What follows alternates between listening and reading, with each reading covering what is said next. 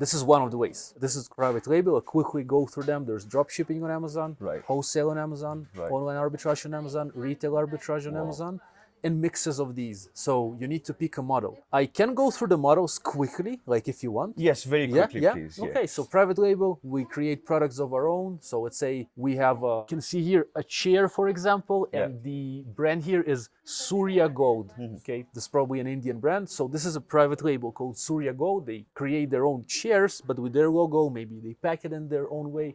That's one way to do it. We create it in different countries, in different factories, but we create a product of our own. We don't necessarily need to think of how the chair will look. Like we can find existing chairs and put our label on them and put them on specific markets where people need this chair. But we will present it in a nice way. We'll find a good chair. One of the ways. Next one. Is it similar to white labeling? Like you get something, you put your label and you package it in your own way and you sell it on Amazon? I think I'm not sure what exactly white labeling is, but it sounds like it. Private labeling, white labeling, perhaps. But then there is retail arbitrage. Okay, that's a different model. That means you still use, and I gotta say, in all these models, we use Amazon as the platform to sell our products, but also we use their services of FBA, fulfilled by Amazon, to ship these products.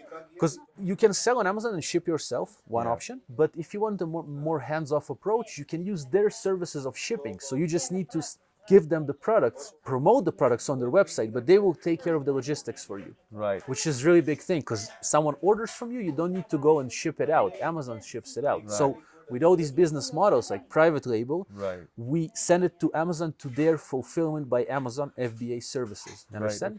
But we can do it in a private label way, or for example, retail arbitrage, we would go to a shop. Let's say you're located in the United States, you have to be present in the country where the Amazon kind of store is. So if it's Amazon.com, you gotta be physically in the United States. Why? Because you go to retail stores, you find items, on sale and stuff or stuff like that with coupon codes that are present, clearance. You scan them and see their prices on Amazon, and you have different apps for that can help you see profitability. You can find, let's say you find a shoe, Nike shoe, for example, just as an example. It gets a bit more complicated. Let's say you find a Nike shoe on sale for $10. You scan it, check the same shoe, exact shoe, in new condition, for example, sells for $100, but on the clearance you found it for $10.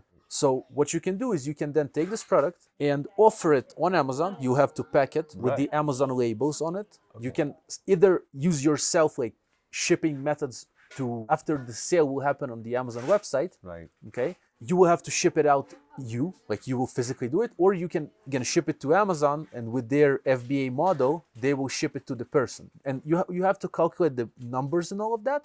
But with retail, again, you go to a physical store, you check the price on Amazon of given items, you have to scan a lot. This is I never done it. I know friends who've done it. I've never been physically to the United States. You can do that in Italy if you're selling on Amazon Italy. But again, you scan in stores, then you send this product into Amazon so people can buy it on the website, or you can ship it yourself. I don't know how to do that because mostly I've been working with Amazon. So that's retail arbitrage. There's a similar version of online arbitrage when a person would go to a website that has clearance sale or something. They would buy the product, ship it to their own place, put the Amazon label on it, and then again ship it to Amazon, and Amazon will ship it to the customer. So you buy, let's say, for example, in Walmart, you found a Nike shoe for $10. You see it on Amazon for $100. Usually you won't see these numbers necessarily, but actually you might. But mostly it's not like that. But in case you do, that's a great deal. Or if you're lucky, you might. Yeah, exactly. And that happens as well. You would buy these shoes on Walmart, ship it to your house. Either again, you definitely have to put Amazon kind of labels on it if you ship it to Amazon. If you ship it to a customer, also there are some other labels. I don't know how it works exactly when you ship it to a customer, because again, we've always used Amazon services. Basically, we ship it to Amazon and Amazon will ship it to the customer. So that's online arbitrage. So you said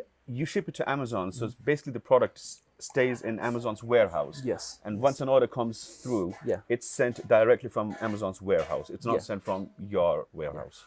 Let's say you found the product potentially profitable through some software that you're using for scanning for products. Like mostly it's done with software because you have to count the numbers. Okay, so let's say you find before buying the product before sending it to Amazon. You have to find a profitable product for your specific business model. For example, for online arbitrage, you found $10 shoe on Walmart, and then you see it's for $100 on Amazon. You can calculate how much it will cost you to ship from Walmart to your place or to a prep center. Prep center is a place that will get this for you, and they will send it to Amazon. So you will have to pay money, and then you will send it to Amazon.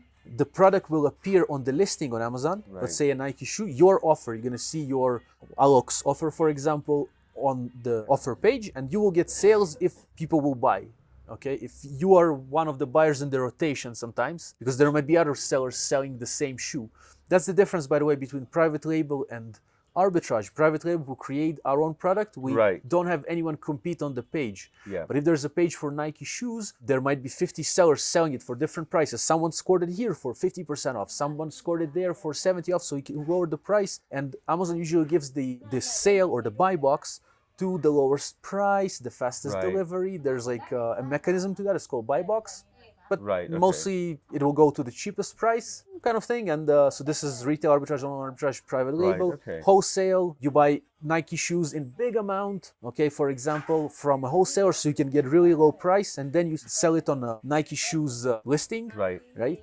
So it's similar to online arbitrage in a way, but online arbitrage usually the people buy in small amounts. You know, you found 10 pieces here, but wholesale will get more investment from you to get a cheap price, cheap shipping. Also for branded items, that's wholesale.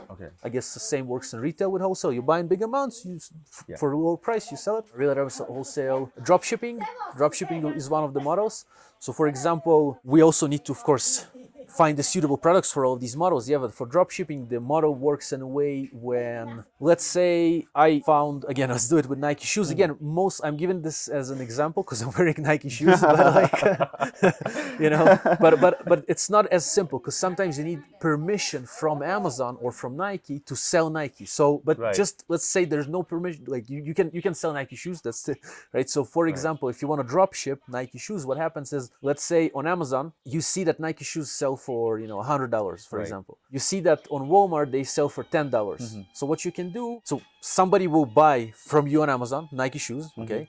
But you will use the product you found on Walmart to send to that customer. Like directly? Yes, directly, okay? So on Amazon, they buy it for $100, but you have it on Walmart, and for you example. Buy it from Walmart you buy it for from like $10. Walmart, yes, and you ship it directly. Now, it's not necessarily directly because there are some policies of Amazon for dropshipping. And again, honestly, I've only sold private label. I made money only in private label myself, so I know how the business models works, but just being upfront. So essentially, because there are also small things. There are dropshipping policy for Amazon sellers. So not everything is, you have to follow specific rules with all these models. But with dropshipping, essentially, they buy it from you on Amazon, but you don't have it on Amazon. You don't even have it in the warehouse. You don't have it physically. But you know that on Walmart, this sells for 10. So you buy it from Walmart and send it to the customer. Now, there is a process to it because you can't send, as far as I know, with Walmart stickers to the Amazon customer. Amazon doesn't like it. So there are, again, some more things to that, but drop shipping works in kind of this way. And so drop shipping, online arbitrage, retail arbitrage, wholesale, private label, at least these are the main ones.